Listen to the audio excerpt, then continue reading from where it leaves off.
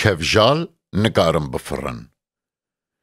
باز هلفری چوی جور، چند کفجالان خدا دور.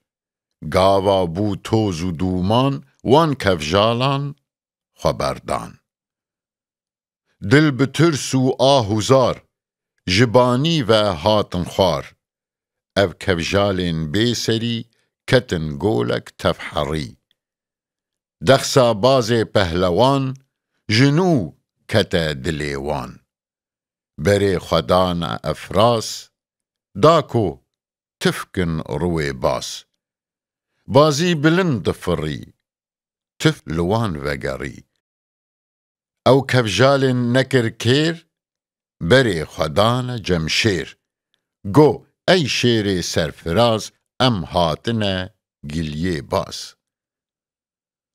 توی شاه بجو آو، وی جبرته گرتی ناف.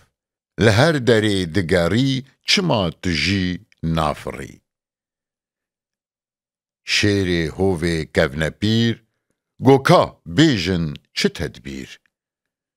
امجی هرن سر چیان، پاشی ببن پهلوان. چون سر لاتو گاز، دین هیلانی تیر باز. شیر گو باز تریرم، از چاوا بفرم. گو از بنی دسی جار، خوش جورده برده خوار. وان کفجالین لپی خواه، تیخه ناوا لپی خواه. گاوا جور و تی خوار، داکو نبی تارو مار. او کفجالین بیسری، زور دانه قیرو گری.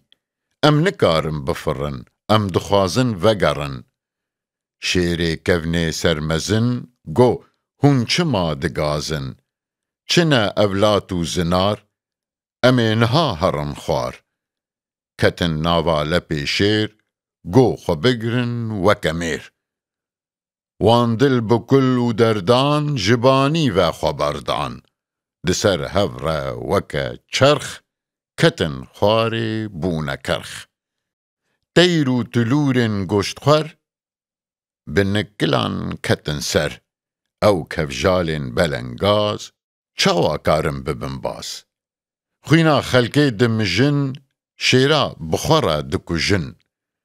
ای دل رشی چاو نبار، بشیراره مبا یار. بی خورتیا دلو باز، تجار نابی سرفراز.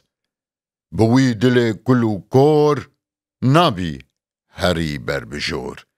چاو نبارو بیدا خواز، اگر تفکی روی باز. تفا تا ای دل گمار، لسر چاوین تتی خوار. اف گوتنا جگر خوین، راسته مبین بوی دین.